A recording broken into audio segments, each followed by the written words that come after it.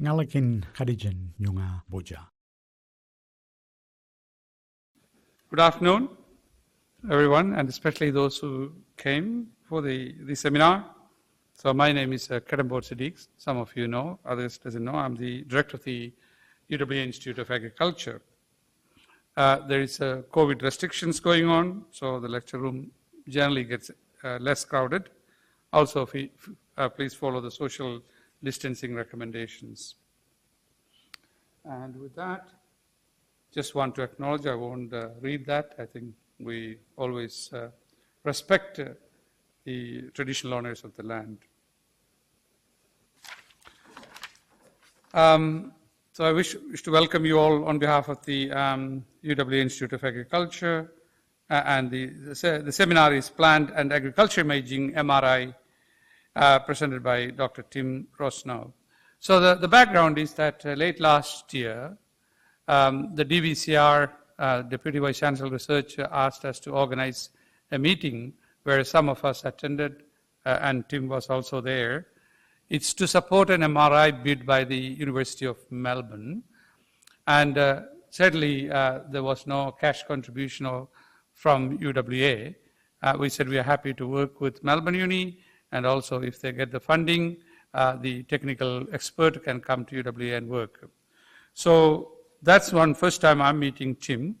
And in the discussion, Tim said they have MRI facilities at the Center for Microscopy, Characterization, Analysis, which many of have used, not the MRI, but other facilities. So I suggested, Tim, during the new year, we'll invite you for a lunchtime seminar, if you like, and bring full of students into the auditorium. But this is how it happens. But the purpose of this is Tim showing the MRI plus other facilities so that researchers and students can think about and use those facilities there. Tim is a MRI physicist working at the National Imaging Facility and platform leader of the high field MRI facility at the CMCA. Well, I didn't know that you have been here for only 12 months following your postdoc at the Telethon Kids Institute. We are talking about your PhD there. Tim's research interest is in novel application of MR imaging, particularly with diffusion sequences. Through this session, Tim hopes to help staff and students, researchers and students, to find ways that imaging can help with their plant and agriculture research at UWA. Welcome, Tim. Thank you. Yep. So thanks for organising this, and also thanks for coming. I don't have the audacity to come and talk about plants and agriculture to plant and agricultural scientists. What I'm here to do is basically I want to learn from you. I can present some examples that we and other people have done using imaging to help agricultural research, and I kind of want from you guys at the end to come to me and tell me what you want and see how I can help you. I don't mean to exclude the non-plant side of agriculture. All of my examples I have up are plants just because they're trying to keep the talk succinct, but I actually personally have more experience in animals than plants. So don't feel like if you are in the meat industry or any other sort of agricultural things that I'm trying to exclude you. This is just purely for time purposes.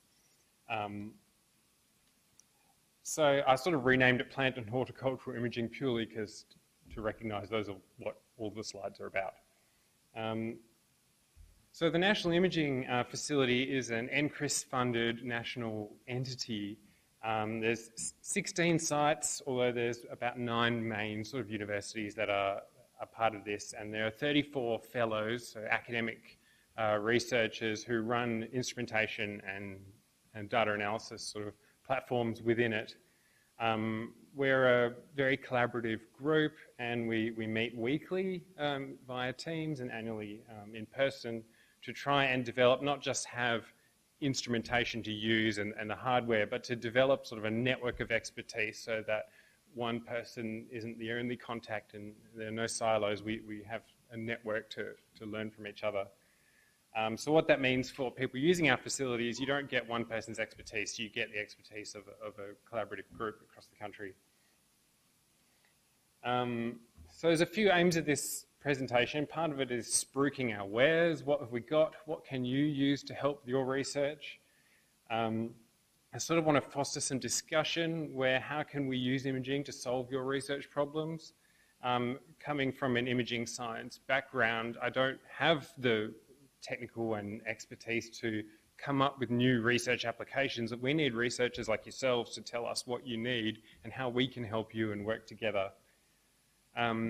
As was alluded to, we put in an application to get funding for a plant and agriculture specialist that works across all of NIF. And so led by Michelle Watt out of Melbourne University, we're hoping to get funding to have a dedicated agricultural researcher who will visit across sites and help implement new platforms and programs within Perth and other sites to sort of facilitate both cross-institutional research projects and also just to spread expertise. My position is academic, and I'm keen to generate bona fide research collaborations. So we don't operate as a fee-for-service, come and use our, I mean, we can come in, pay us, use your equipment and do your own thing. We want to have sort of real research collaborations where we work together on solving some of these problems. And so, you know, we work with we write grants with you, we write papers with you, whatever you guys want from us, we can do. And also, partly this presentation is to meet my KPIs as an academic, but we'll ignore that. We have a bunch of equipment. I made this on a Linux computer, so some of the slides are a bit dodgy. A whole bunch of equipment available for use at CMCA. The MRI is what we'll mostly focus on.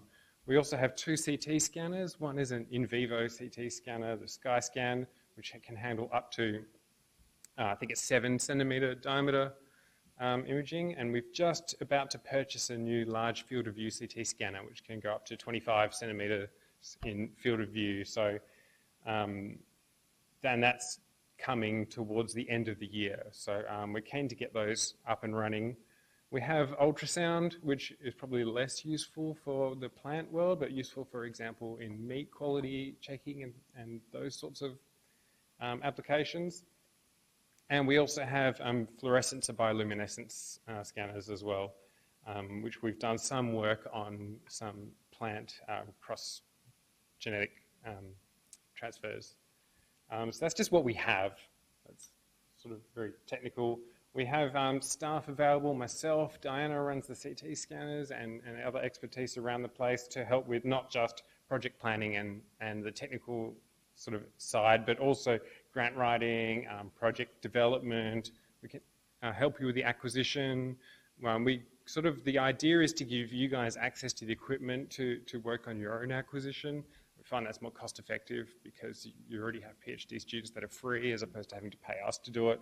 We can do fee-for-service work, but we do sort of encourage to spread expertise rather than just holding a silo of information. We would rather, you know, help you guys learn how to do imaging. It greatly improves publication quality and research output, as well as data analysis, data storage, and that sort of bookings and all of that administrative work. So that's sort of the CMCA model. I've got at first a few highlights of what we've done and what I found in the literature that we can do for you. And then I'll get to some of and then the rest of the session is going to be a Q&A type deal where I'd like to get feedback from you guys. How can we help you? What do you want? And how to get involved in the imaging community. This was done on the Mastery of Fluorescence Imaging in 2018 at UWA. And it was I'm extremely not that knowledgeable about fluorescence, so I apologize for sort of the vagueness of this. But basically, the idea was to do an agrobacterium gene transfer, whatever you call it, process, looking at tobacco crossed with a narrowleaf lupin. And the idea was to work out do they straight away come up as chimeric saplings and shoots, or what's the sort of efficacy of the transfer? So this study showed that all of the plants that were infected with the agrobacterium ended up with chimeric first-generation shoots. So that was just a really simple proof of concept study, but the idea was to come up with a pipeline for in longer term for assessing the efficacy of these transgenic processes. Yes, excellent. Oh, fantastic. And like I said, you guys know way more than me about this sort of stuff, so I apologise if I've misrepresented anything. This is from also from NIF over in UQ, and basically they have a large sort of grape and grapevine research platform. And this was using micro-CT to assess, I think it was the health, I just got these images from our collaborators there, but of the grapevine in different soils, I believe it was. Please don't quote me on that. And also the quality of the grapes that were formed. And so here we use micro-CT to assess the morphology of the shoots and the vines, and also looking for voids in the berry. And so you see here on the right, the pink regions are highlighted of voids inside the grape itself. Excellent. Thank you. Good. I'm very glad you're here. And these are actually relatively straightforward scans to obtain. So it's just a matter of put it in there, run the scan, and the data analysis is quite simple. MRI is sort of obviously my specialty. MRI is challenging in plants, especially for us maybe because we only have a horizontal bore scanner. This scanner was primarily bought for in vivo, small animal research. That's not to say it's not capable of doing anything we need it to, and it is sort of one of the best models and the most up-to-date model in Australia of this particular scanner. The horizontal bore does provide some challenges. For things like root imaging, it's not so bad as long as you have a sealed container that's all packed in, so you don't get too much effect of gravity. For the leaves and stems and branches, if you're interested in things like angle of branching and what have you, it does present some challenges, obviously, because it gets flattened and squished in there. So it's just something to consider. It doesn't make it impossible. It's just a challenge to add to it. Other challenges with MRI of plants is magnetic susceptibility. So basically, your soils have a whole bunch of elements, metals, minerals in them that affect the magnetic field inside the MRI. And the problem with doing that is the more interference you have, the less smooth your magnetic field is, the more noise you get and less signal. Fortunately, there are a number of MRI-safe and MRI-suitable soils that you can obtain. And in fact, this study here, who I forgot to reference, but I'll edit that at some point, basically looked at these 6-7 soils. Only one of them was the official MRI-safe soil. And what they found is that across a number of commercially available soils, you actually get more than suitable image quality out of them. So you do need to take some care with what soil you choose and how you treat it. And so depending on your application, that might have some effect if you're specifically looking at soils that can't be imaged. But so a lot of it is kind of a test it and see, chuck it in there, see what you can see, and work from there. Obviously, we're not just going to put it in and give up, but it's just adding extra time and planning requirements on your studies. But again, not an insurmountable challenge, but something to consider. If you're interested in plant imaging, this is the article to read. It's a little bit out of date, 2012, but it's basically a fantastic summary of plant imaging using MRI and all of the different techniques that are available and what you can do with it. The field has moved on since 2012, so there are some new applications, but for a starting summary, this is the way to go. So what can we do for you guys? We have one study already. We're just starting looking at root growth. I'm sure that you can inform everyone on exactly how that works. But basically, with some of these new quantification methods, we can look at root mass, length, diameter, branching angle, number of tips, so the number of sort of branches, and a whole bunch of sort of quantitative metrics for root growth, which you can't necessarily get with other methods because they can stay in the soil.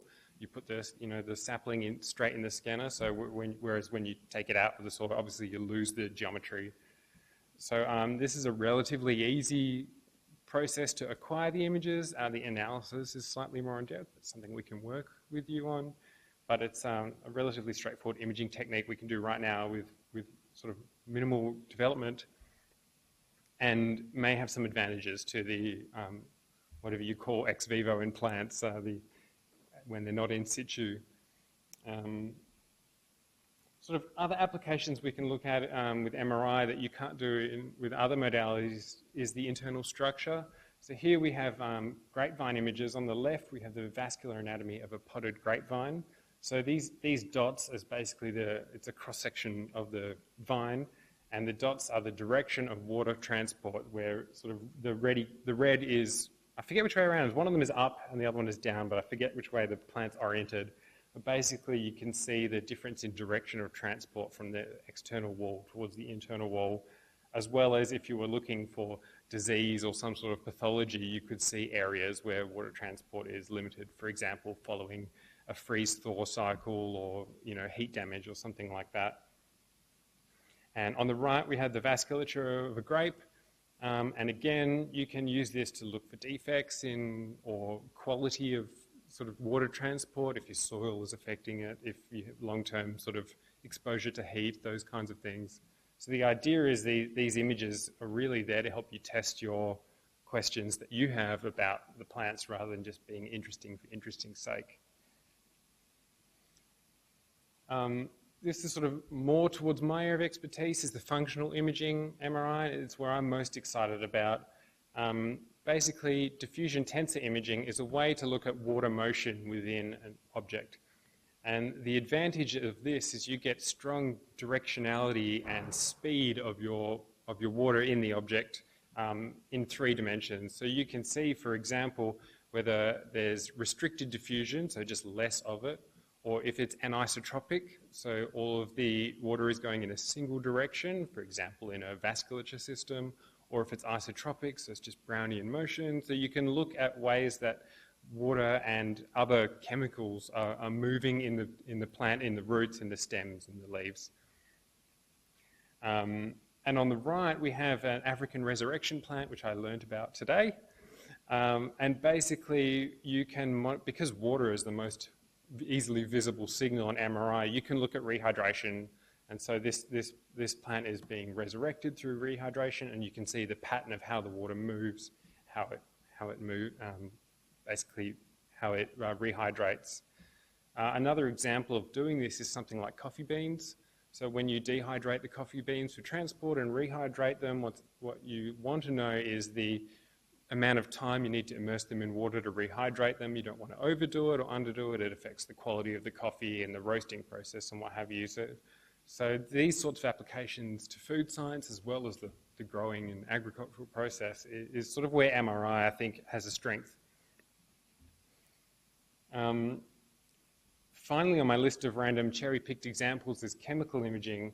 One of the strengths we have at our MRI scanner is we can do mass spectrometry through MRI, and we can do it in 3 dimensions. So not only can you just measure the quantities of metabolites and sugars and what have you, lipids, in a sample, you can measure it in 3 dimensions, and you can pick individual pixels and go, what's in here?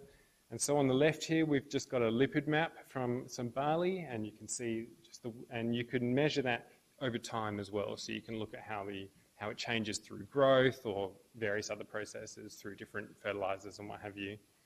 And on the right is the sucrose allocation during seed filling in barley. I don't know what seed filling is. What I do know is you can measure the concentration of sucrose using NMR mass spectrometry, and you can do that over a time course, either in the scanner and watch it, or whether if you take it out, bring it back the next day, just depending on the time period you're interested in. So that's just a random selection of things. There's a million more examples in the literature of what you can do, but this is just something to get you brainstorming about how can you use imaging to help your research. And this is an opportune time to start thinking about it, because the National Imaging Facility funding runs out in mid-2022, and we're putting in for renewal. It's likely, you never know anything, but NIF is well regarded within the NCRIS world as far as I've heard. And now is a time where we're building our strategy for the next 5 years. So they call it the NIF roadmap. And so what we want now is suggestions on what we can do over the next 5 years to improve the utility and address problems that you have. And so we're in the process now of gathering feedback from the community, from researchers and what have you on what maybe capital costs, what equipment we need to purchase, what capabilities you'd like, how you'd like to sort of use the next 5 years. As I said, Michelle Watt is hopefully coming in to start a national plant and agricultural imaging sort of arm of NIF, which will be cross-institutional. And she'll be looking for what equipment do we need to buy, what expertise do we need over the next 5 years to make the most of NIF. So now is the time to get involved. Please talk to me or email me. There's contacts at the end of my slides, but also just contact CMCA.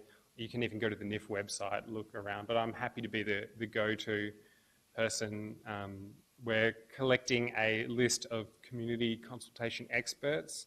So if you want to be part of any kind of surveys or want to give feedback on NIF, please contact me and I'll add you to the register. And we're thinking in the next 3 months we'll start sending out requests for information on what do you want, how can we help you.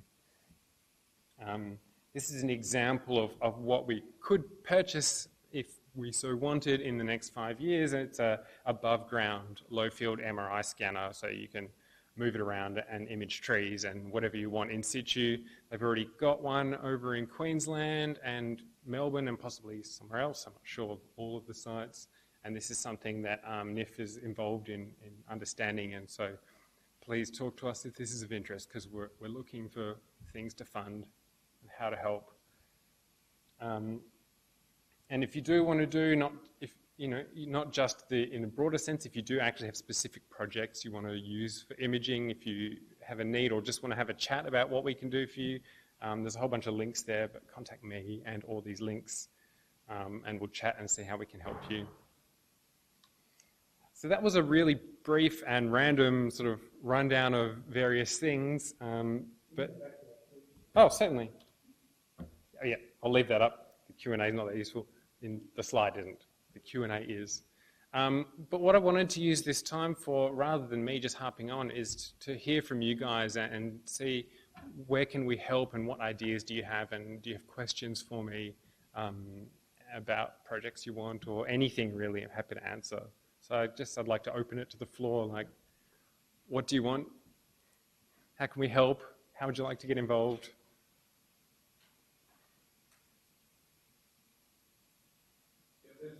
Oh, yes. Thank you very much. I would just like to know, as we told the different parts, so you need to read sample for to know the structure and other molecules. So how, what should be the sample? It should be fresh, or when you stored one in excellent transport. And second, what is the basic difference between the imaging system of scanning electron microscopy and Okay, so the question, if the microphone didn't pick that up, was how do you have to prepare, for example, the roots before imaging, and what would be the difference between electron microscopy and MRI? So to answer the first part, MRI basically, with some exceptions, just measures water. So if your sample is dried or frozen, it can't see it. So fresh roots or in situ roots is ideal because they're there, but also if you take them out and measure them fresh, that would be the ideal way to use MRI. The longer you wait, the more they dry out, the lower your signal becomes. And also you lose some of the structure as the cells degrade and what have you. In terms of the difference between MR and the microscopy has a much greater resolution. So we can get down to, I think, 40 microns is the smallest I've ever gone on the scanner. I don't know if it can do any better than that. Whereas microscopy, you can go down, depending on the microscope you use, far smaller than that. But the downside is that microscopy is invasive. You need to slice it open. It destroys your sample. And it's fairly impractical to use microscopy on an entire root structure, unless you have many hours to sit there and look at 1,000 slices. And similarly, the microscopy gives you an example at a fixed point in time of the structure, and you don't get a good functional view. So the MRI would be more suited to lower resolution type problems where you don't want to destroy your sample, or if you want to get some sort of functional information, and that would be basically you would pick which method based on the question you want to answer. Yes? So if you had, for example, feeding a chemical to the root system Yep.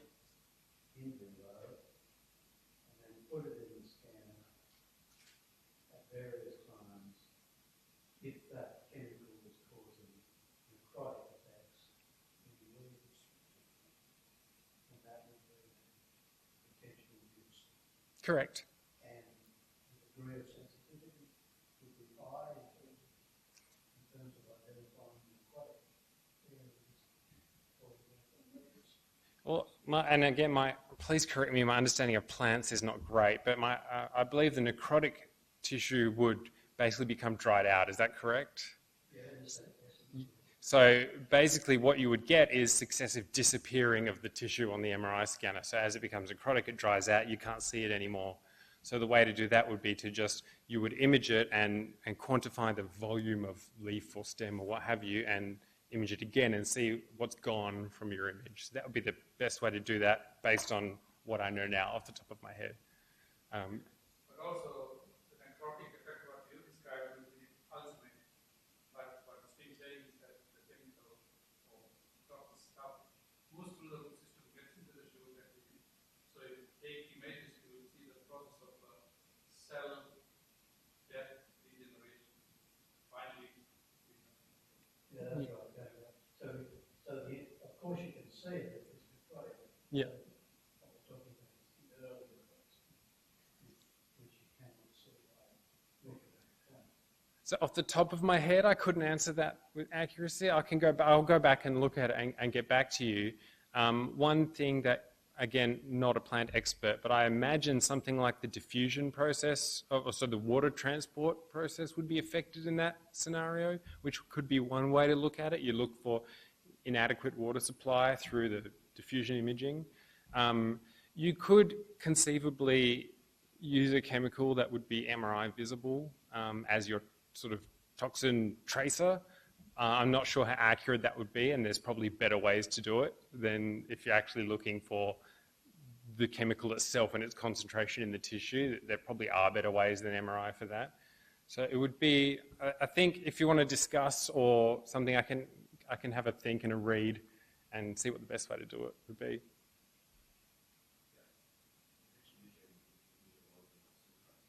Yeah. Inside the tissue. So basically, it's an NMR machine with spatial ability. So it just basically excites only the region you're interested in, and then you measure that signal. Yeah, correct. And what's the length, because we're putting it in this direction, so I can have small tubes, grow plants, and then bring it and lay them and get images, get them back to the glasshouse, continue to grow and get the spot measurements. That's one. But sometimes majority of the time we grow large, long tubes, let's say 1 meter height. Yeah. And 30, 40 centimeters diameter. Can you push that kind of stuff there? So I can't remember the exact length. We have 3 size gradients, basically, and the gradient is the thing that you've used to measure it. The smallest one has a diameter of 6 centimeters. The middle one is 12, and the largest is 20. So that's sort of the diameters we can accommodate. The length is dependent upon which gradient. So the small ones has a shorter length. I think it's around about 10 centimeters, but I'll have to check that. So the largest one, I believe, is something in the order of like 20 centimeters in length, but I can't be certain. That being said, it's an open bore, so if it's longer than that, although you can only measure the 20 centimeters, you can slide it through. So, if you wanted to measure the whole thing piecewise, that would be take a bit of time, and it would be fiddly, but it would be possible. But if you have a region you want to image, but the plant is just long, you can just put that bit in it without having to chop it off, if that makes sense. But I'm talking about the root. Root itself is about close to 1 meter. So 20 centimeters.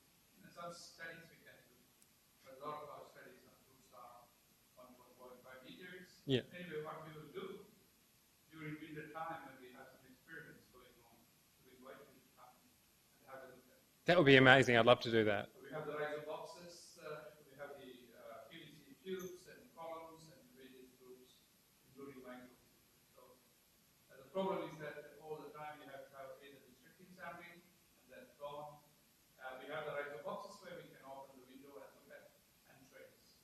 But we can complement certain treatments where we can get some spot measurements that will be quite valuable. Yep. So there's a lot of interest on below ground here at the UWA and various groups out there. The other thing is that at the end of this year, we're planning to have a Human Mri Facility up and running. And as far as I'm aware, there's no reason we couldn't also use that one for plants and agriculture, which has obviously a larger bore. It's more like a metre in length or so. And that would just be a matter, once that's up and running, we could just as easily use that. There's no reason technically why you couldn't use it. And so unless there's some crazy governance policy that doesn't let us for whatever reason, which I doubt. Yeah, well, thankfully, the human facility is going to be right next door in Harry Perkins with us at CMCA, so you can bypass the hospital.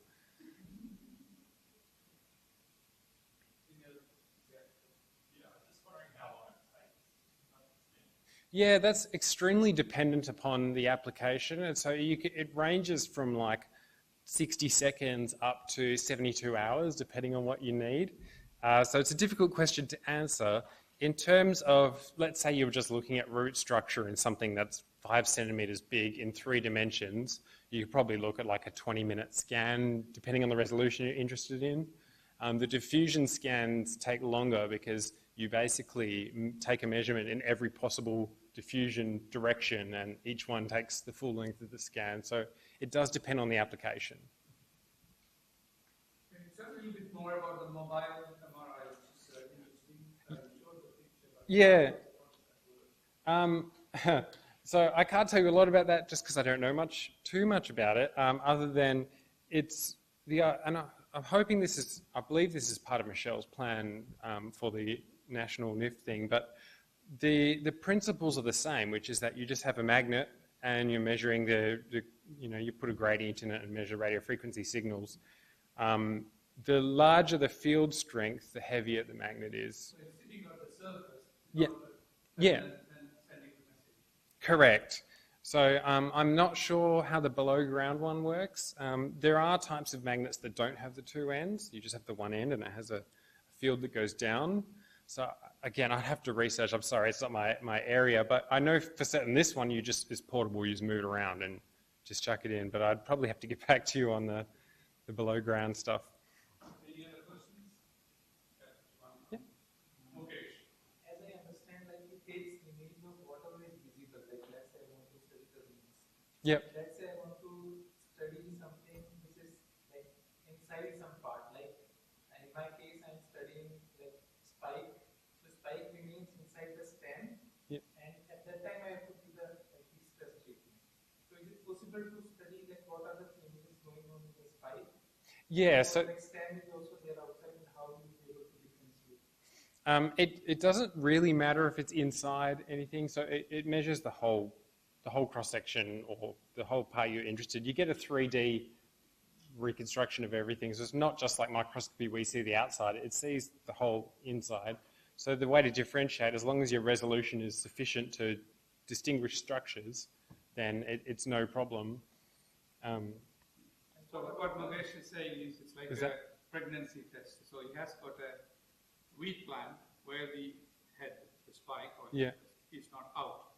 It is still inside the boot. And he's giving some treatments, let's say heat. And he has to wait till this is coming out and then he can count and so on. We want you to know what's happening with the baby inside the sheep. Thanks. Yeah, that's very possible. That's what MRI is good at, is those sorts of internal structures you can't access otherwise. So that would be a good way to do it. Please feel free to contact me and we can chat more if you want to. Sorry, Mukesh, I cut off. You had some other questions. No, I just wanted to ensure about the accuracy. Like there will be water content in the stem as well. It's okay because That's okay, because you get 3D image, so you'll see it inside, you'll see the stem on the outside, and inside that you'll see just like an ultrasound, you don't see you can look at the uterus or the stomach or the fetus, you can see all the way through depending on how you do it. So. We've just had his second child, and they had their ultrasound. Oh, excellent. Congratulations. All right, any other questions or comments? So, if not, really, we thank you for coming. Oh, no, thank you. It's a Certainly, pleasure. There are some interesting facilities going on. One of the problems in any university, we are very keen to collaborate with internationally and outside, but we don't collaborate internally. We don't look at what is happening. We send samples to Beijing and now more to India and so on to do things like proteomics and various other analysis, genome sequencing. But we have facilities. I've also visited recently the facility at Murdoch, the Australian National Genomics Center. A lot of toys there. In fact, we invested, and I say we, UWA, invested $25 million there, and some medicals are using, but people are not using those facilities. So I think it's a good example, and we will continue to have dialogue. Yep. And also we'll invite you for during winter season when the experiments are going on in the glasshouse, phytotron, have a look at and reach out to Fantastic. Researchers. And again, thank you. Thank you Please very join much. me. Thank you. And this will be uploaded.